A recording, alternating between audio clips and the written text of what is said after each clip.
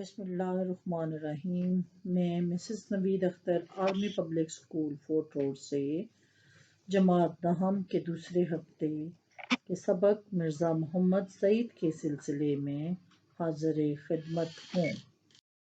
آج کا ہمارا عنوان مرزا محمد سعید ہے، جس کے مصنف شاہد احمد دہلوی اور صنف ادب کے اعتبار سے یہ ایک خاکہ ہے۔ عزیز طلباء، جس تصنیف سے یہ سبق حاصل کیا گیا ہے اس کا نام گنجینہ گہر ہے۔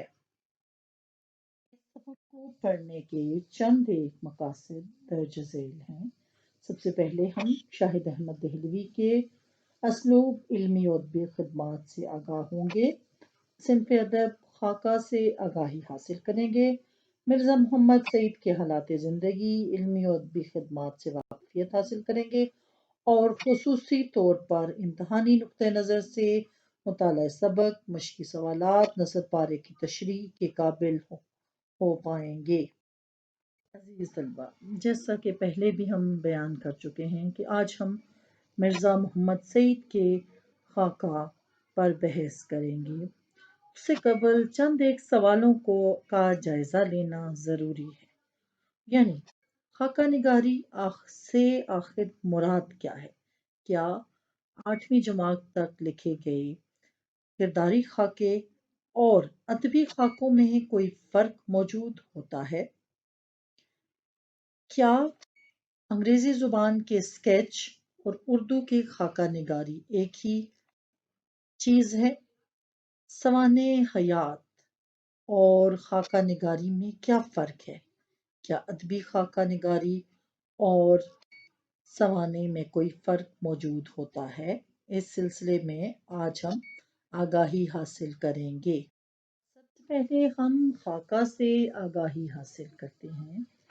کسی شخص کی زندگی کے کچھ پہلوؤں یا چند پہلوؤں کو ایسے نمایاں کرنا کہ اس کا تعارف بھی ہو جائے اور سوانح بھی نہ ہو، خاکہ کہلاتا ہے۔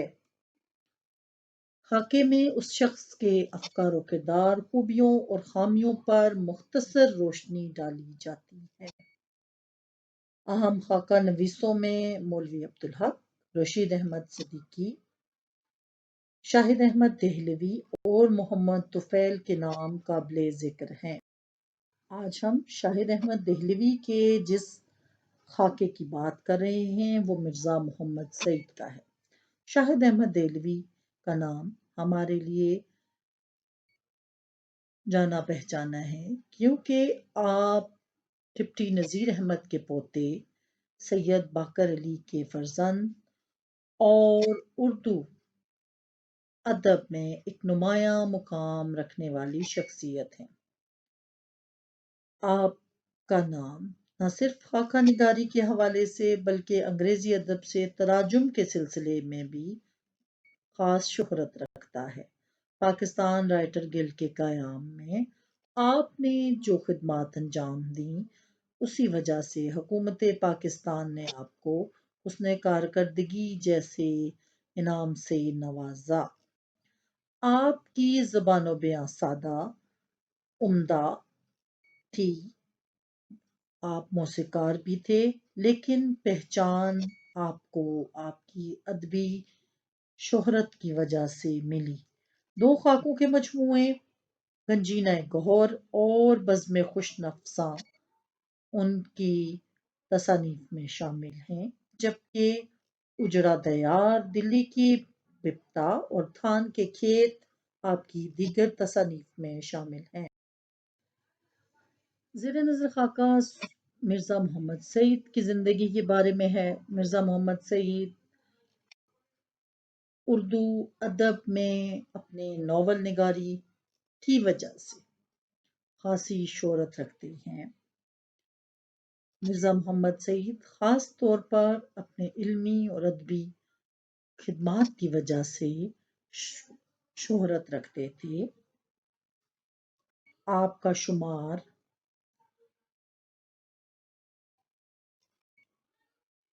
اردو کے بڑے پروفیسروں میں ہوتا تھا۔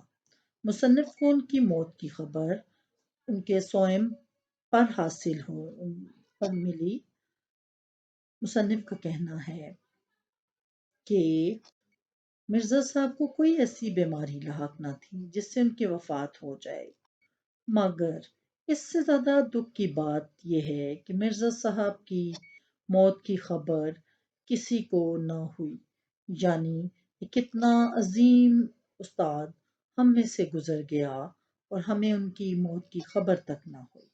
زندہ قوموں کے لیے یہ غفلت بہت بری ہے۔ مصنف نے لکھا، عالم کی موت عالم کی موت ہے۔ مراد اس سے کیا ہے بچوں؟ عالم مین علم رکھنے والا کی موت، عالم یعنی دنیا کی موت ہے، کیونکہ وہ اپنے ساتھ علم کا ایک بہت بڑا خزانہ لے کر دفن ہو جاتا ہے۔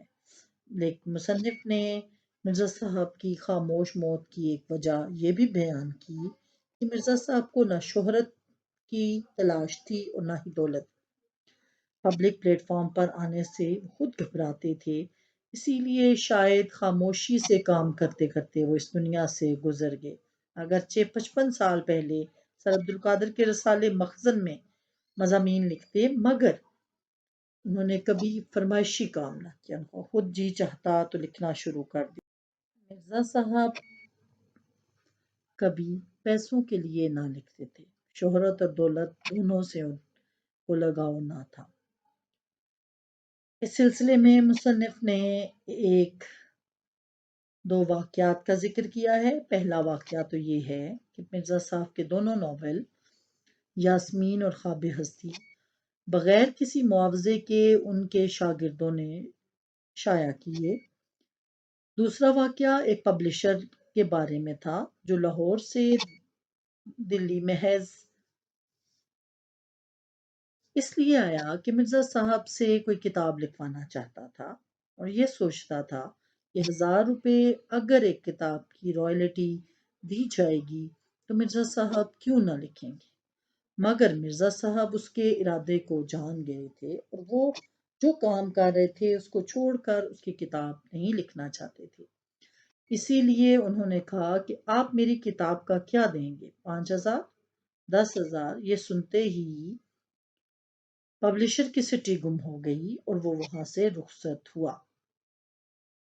مرزا صاحب نے ایک کتاب مذہب اور باطنیت لکھی جو اردو کی مارکۃ الآراء کتاب یعنی نمایاں کتاب وہ میں شامل کی جا سکتی ہے، اور اگر اردو کی 100 بہترین کتابیں چھانٹی جائیں تو یہ کتاب اس میں ضرور شامل ہوگی۔ اگلے پیراگراف میں مصنف نے مرزا صاحب کے آبائی گھر جو دلی میں موجود تھا کے سلسلے میں وضاحت کی ہے کہ مرزا صاحب سر سید احمد خان اور منشی ذکاء اللہ سے قریبی تعلق رکھتے تھے۔ آپ نے اس دور میں اعلیٰ تعلیم حاصل کی جب مسلمان انگریزی تعلیم کو غلط سمجھتے تھے۔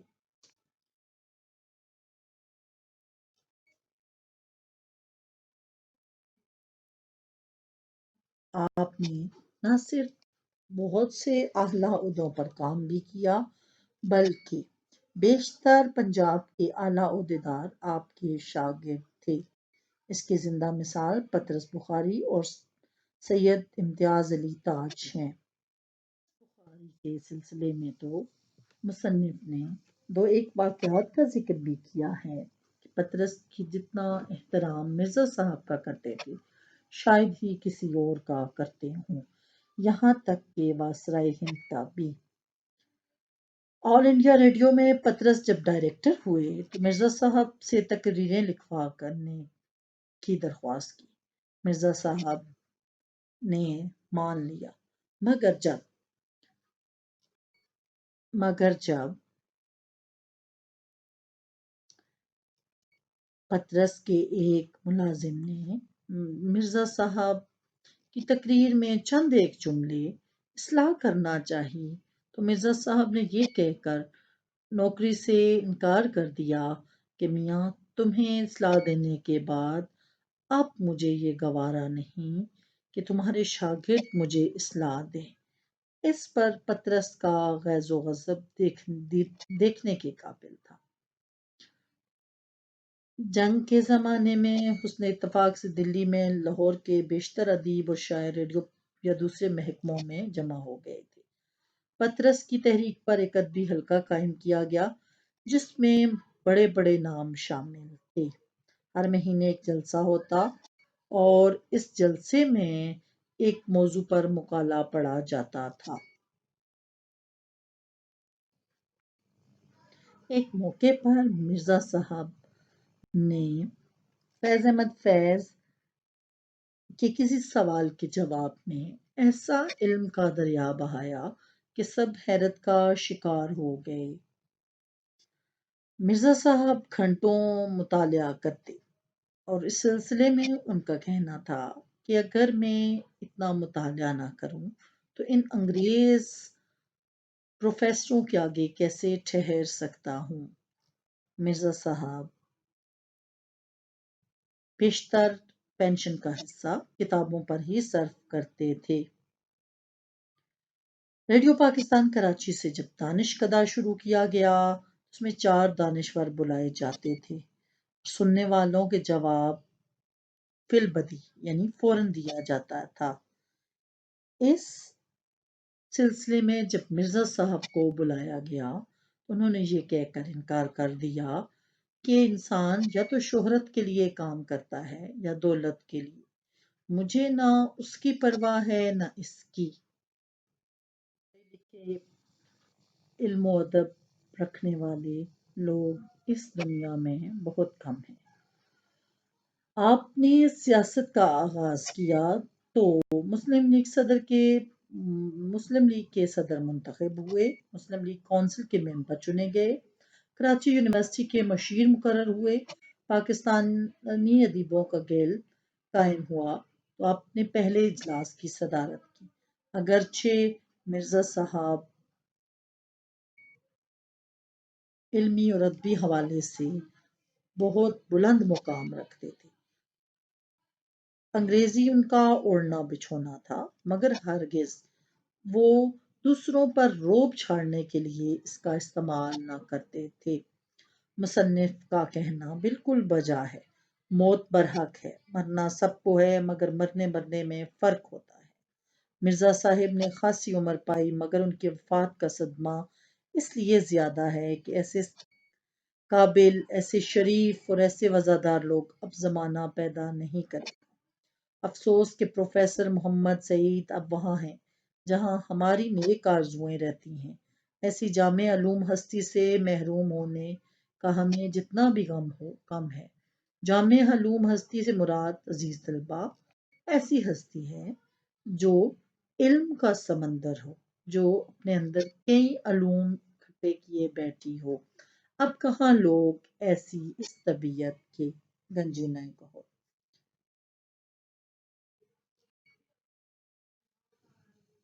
طلباء، مختصر طور پر ہم نے آپ کے سامنے سبق کا ایک جائزہ رکھا، آپ اس کو خود پڑھیں اور اہم معلومات کو انڈر لائن کر لیجئے۔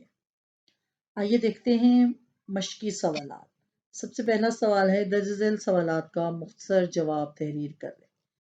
عزیز طلباء، چند ایک باتیں مد نظر رکھنی لازمی ہیں۔ نمبر 1، جب بھی کسی سوال کو پڑھتے ہیں امتحانی نقطہ نظر سے 3 سے 4 نکات اس میں ضرور سامنے رکھیں۔ مثلا مرزا محمد سعید کس لیے لکھتے تھے؟ شہرت کے لیے نہ لکھتے تھے، معاوضے کے لیے نہ لکھتے تھے، اور دی گئی کوٹیشن جو مرزا صاحب نے اس سلسلے میں کہی ہے اس کا ذکر آپ نے لازمی سوال کے جواب میں کرنا ہے۔ اگلا سوال، لاہور کے پبلشروں کے ساتھ مرزا صاحب کا سلوک کیسا تھا؟ آپ نے سبق میں پڑھا، آپ اس کے اہم نکات انڈر لائن کر کے سوال کے مطابق جواب دیں گے۔ مرزا صاحب کی 2 مارکۃ الآراء کتابیں خواب ہستی اور یاسمین ہیں۔ مرزا صاحب کی کن دو قومی شخصیات سے عزیزداری تھی؟ عزیز طلبہ، ایک سر سید احمد خان تھے اور دوسرے آپ نے خود جاننا ہے۔ مرزا صاحب نے کس کالج میں تدریس کے فرائض انجام دیے؟ مرزا صاحب کا سب سے بڑا مشغلہ کیا تھا؟ مصنف کے پروگرام دانش کدہ میں مرزا میں شرکت کی درخواست پر مرزا صاحب نے کیا جواب دیا تھا؟ زیر نظر سوال، آخری سوال بورڈ امتحان میں بھی آ چکا ہے، اس لیے آپ اس پر زیادہ توجہ دیں تو بہتر ہوگا۔ درجہ ذیل مرزا صاحب کا حلیہ بیان کیجیے۔ طلبہ، سبق میں مرزا صاحب کا مکمل حلیہ بیان کیا گیا ہے۔ کم از کم 6 پوائنٹس آپ نے اس حوالے سے درج کرنے ہیں۔ مرزا صاحب کے دونوں ناولوں کے نام لکھیں۔ پطرس بخاری سے مرزا صاحب کے تعلق کو اپنے الفاظ میں بیان کیجیے۔ پطرس بخاری اور مرزا صاحب کا استاد اور شاگرد کا رشتہ تھا، مگر جتنا پطرس مرزا صاحب کا احترام کرتے تھے اتنا وہ وائسرائے ہند کا احترام بھی نہیں کرتے تھے۔ عالم کی موت عالم کی موت ہوتی ہے سے مراد کیا ہے؟ آپ کو سبق میں پڑھایا گیا ہے، یعنی علم رکھنے والے شخص کی موت پوری دنیا کی موت ہے، کیونکہ وہ اپنے ساتھ علم کا خزانہ لے کر چلا جاتا ہے۔ اگلے سوال میں متن کو مد نظر رکھ کر درست جواب کا انتخاب آپ نے خود کرنا ہے، کیونکہ آپ یہ تمام معلومات سبق سے حاصل کر سکتے ہیں۔ عزیز طلبہ، درج ذیل الفاظ و تراکیب کی وضاحت جملوں میں استعمال کر کے کیجیے۔ سانحہ ارتحال سے مراد ہے ایسا حادثہ جو تکلیف دہ ہو۔ سناؤنی خبر خاص طور پر موت کی خبر کے حوالے سے بات کی جاتی ہے۔ ایکا ایکی، اچانک، بے مزد، بغیر کسی قیمت کے، متمول، دولت مند، قرابت داری، رشتہ داری، ہیچ سمجھنا، برا سمجھنا، شدہ ہوتے ہوتے، کروفر، ٹھاٹ باٹ، قلب مطمئنہ، اطمینان قلب، دلی سکون، عرض مدعا، اپنی بات کہنا، اپنی خواہش کا اظہار کرنا، متبسم، ہنستے ہوئے، راشا، ہاتھوں میں پہاڑ آ جانا، جامعہ علوم، ایسی ہستی جو مختلف علوم پر دسترس رکھتی ہو۔ اگلے دونوں سوالات آپ خود حل کریں گے۔ اب ہم دیکھتے ہیں جملہ اسمیہ اور فعلیہ۔ عزیز طلبہ، 9ویں جماعت میں بھی آپ نے جملہ اسمیہ اور فعلیہ پڑھا ہے۔ جملہ اسمیہ جسے جملہ خبریہ بھی کہا جاتا ہے، ایسا جملہ ہے جس میں فاعل اور فعل دونوں اسم ہو، اسم صفت کا استعمال کیا جاتا ہے۔ جملہ اسمیہ جملہ خبریہ کی ایک قسم ہے۔ 3 اجزاء ہوتے ہیں اس کے، آپ پہلے بھی پڑھ چکے ہیں، مبتدا، خبر، فعل ناقص۔ زیر نظر جملوں کو آپ نے اسی حوالے سے دیکھنا ہے۔ جملہ فعلیہ خبریہ کی ایک قسم ہے، ایسا جملہ ہے جس میں کسی کام کے ہونے کی خبر دی جائے۔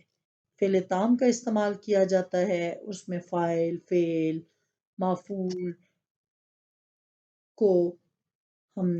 کا ہم نے جائزہ لینا ہوتا ہے۔ مسند علیہ اور مسند کے ساتھ ساتھ فعل تام بھی استعمال ہوتا ہے۔ حمید نے خط لکھا، حمید فاعل، نے علامت فاعل، خط مفعول، لکھا فعل تام۔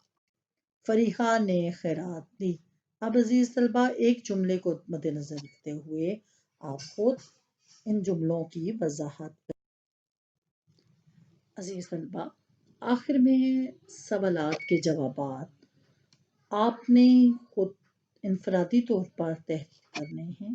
جملہ اسمیہ اور فعلیہ کے حوالے سے آپ نے چند جملوں کے ذریعے مشق کرنی ہے اور خاص طور پر الفاظ و محاورات کو جملوں میں استعمال کرنا ہے، کیونکہ یہ تینوں سوالات امتحانی نقطہ نظر سے بہت اہمیت کے حامل ہیں۔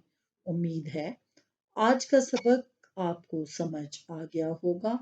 اگر کوئی سوال آپ کو سمجھ نہ آئے تو آپ اپنے اساتذہ کرام سے رہنمائی حاصل کر سکتے ہیں۔ شکریہ۔